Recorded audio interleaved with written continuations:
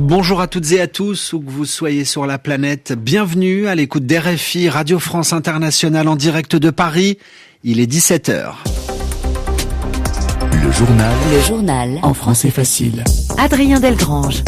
Nous sommes le jeudi 30 janvier.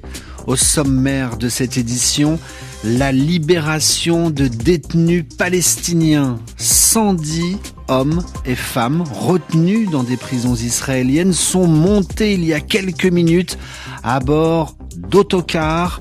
Et ce, en échange ce matin contre la libération d'otages israéliens. Nous revenons sur cet événement avec Pierre Olivier.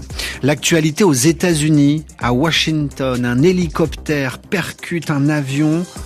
Ça s'est passé en plein vol hier soir. Il y a de très nombreux morts. Donald Trump s'exprime sur le sujet dans un instant. Et puis la France, médiatrice. La France joue les intermédiaires entre la République démocratique du Congo et le Rwanda. Ce matin, Jean-Noël Barrot, le chef de la diplomatie française, était à Kinshasa. Il vient d'atterrir à Kigali. Voilà pour les titres. Nous sommes au Proche-Orient pour débuter cette édition. C'est ce qu'on appelle un couac survenu lors de l'échange prévu entre les otages israéliens et les prisonniers palestiniens aujourd'hui. Moins d'une heure après la libération de 3 Israéliens et 8 Thaïlandais retenus par le Hamas depuis plus de 15 mois, Benyamin Netanyahou, le Premier ministre israélien, a fait savoir qu'il suspendait, qu'il arrêtait l'échange avec 110 détenus palestiniens. Pierre-Olivier, bonjour. Bonjour. Finalement, nous venons d'apprendre il y a une poignée de minutes que les prisonniers palestiniens ont quitté à nouveau la prison israélienne dans laquelle ils étaient détenus. Oui, des images que l'on avait déjà vues plus tôt dans la journée avant que finalement l'ordre soit donné de faire demi-tour aux prisonniers. Cet après-midi, 2 bus affrétés, c'est-à-dire utilisés par la Croix-Rouge pour réaliser le transfert des détenus jusqu'à Ramallah en Cisjordanie occupée, sont à nouveau sortis de la prison d'Ofer. Mais attention, on ne sait pas ce qui peut se passer jusqu'à ce que les prisonniers soient effectivement libérés, toujours par l'intermédiaire de la Croix-Rouge. Parmi ces 110 Palestiniens, 32 étaient condamnés à perpétuité et tous devraient donc être échangés dans les minutes qui viennent contre 3 otages israéliens ce matin. Et nous le disions, Pierre-Olivier, il y a eu un couac, un petit problème un peu plus tôt dans la journée concernant cet échange. Oui, et certaines images de la libération des 3 otages israéliens dans la bande de Gaza, cette fois, ce matin, n'ont manifestement pas plu à Benyamin Netanyahou.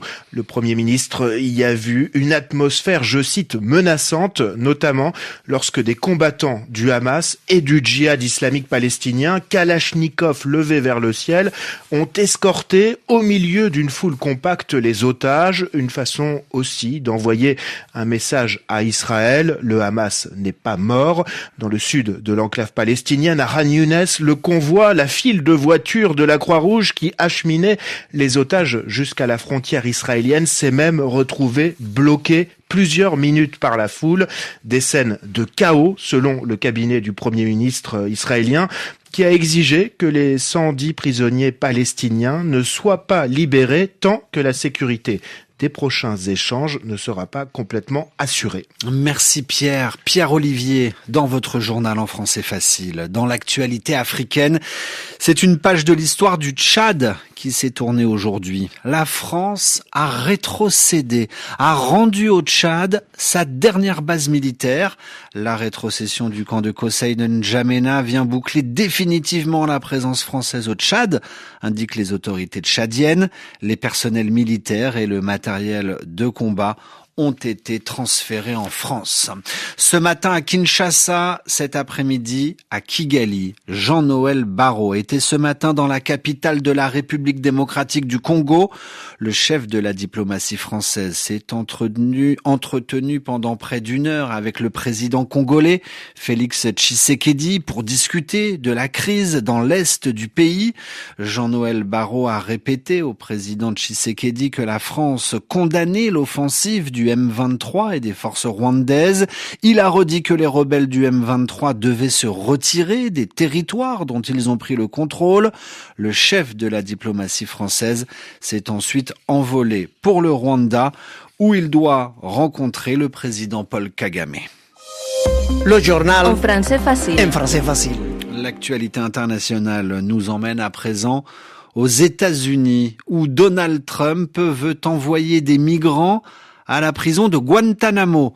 Le président cubain, Miguel Díaz-Canel, qualifie d'acte brutal le projet du nouveau président américain d'envoyer environ 30 000 migrants sans papier à la prison militaire de Guantanamo, une prison normalement réservée aux détenus accusés de terrorisme. Les opérations d'arrestation pendant ce temps-là de personnes sans titre de séjour se poursuivent aux États-Unis, près d'1 millier de personnes arrêtées par jour. Alors face à cela, des associations cherchent à venir en aide à ces personnes et puis aux familles qui sont concernées, comme l'association Georgia Latino Alliance for Human Rights, basée en Géorgie. C'est un reportage RFI d'Edouard Maille. Alianza Latina de Georgia por los Derechos Humanos. Buenas tardes. 2 employés répondent au coup de fil. Le nombre d'appels a considérablement augmenté depuis une semaine, comme le raconte Susanna. Ils sont inquiets et se demandent que faire si les autorités frappent à leur porte. Où seront mes enfants? Car les enfants sont à l'école et les parents à la maison ou au travail. On a vu que les enfants sont stressés et ont peur. Ils ne veulent plus aller à l'école. Ils sont en larmes. C'est traumatisant pour eux. D'autres veulent savoir comment retrouver leurs proches arrêtés par les autorités, explique Véronica.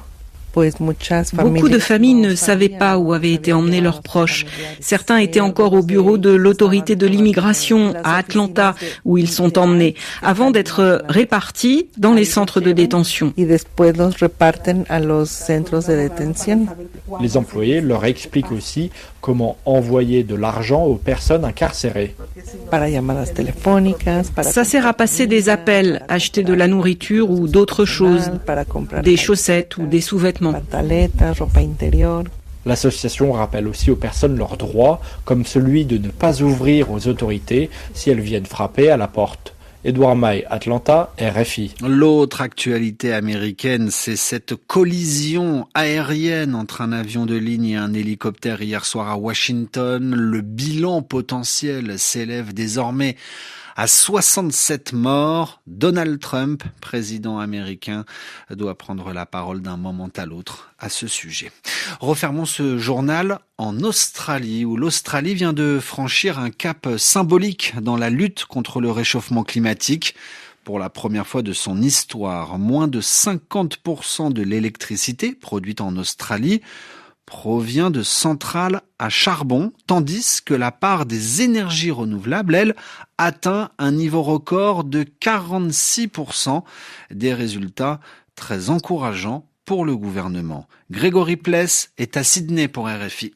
L'électricité consommée par les Australiens en fin d'année dernière n'a jamais été aussi verte. Alors que déjà plus d'1 foyer sur 5 est équipé de panneaux solaires, leur contribution à la production électrique a encore augmenté de 18% au cours du dernier trimestre 2024 et celle des centrales photovoltaïques de 9%. Dans le même temps, la production des centrales à charbon a diminué de près de 10%, en raison notamment de pannes à répétition. Des incidents qui gâchent un peu cette bonne nouvelle car cette forte baisse de régime, pas entièrement compensée par la hausse de production issue du solaire, a entraîné un quasi-doublement du prix d'électricité sur la période. Une nouvelle dont s'est malgré tout félicité le gouvernement travailliste qui ambitionne de faire passer la part des énergies renouvelables dans la production électrique à 82% d'ici à 2030. Un objectif très ambitieux qui implique pour l'atteindre de plus que doubler le rythme de déploiement, pourtant déjà très soutenu, des renouvelables au cours des 5 prochaines années. Grégory Pless, Sydney, RFI. Ainsi se referme cette édition. Si vous voulez perfectionner votre français, sachez que vous pouvez retrouver la version écrite de ce journal sur un site internet, journalenfrançaisfacile.rfi.fr. Il va être 17h10 à Paris.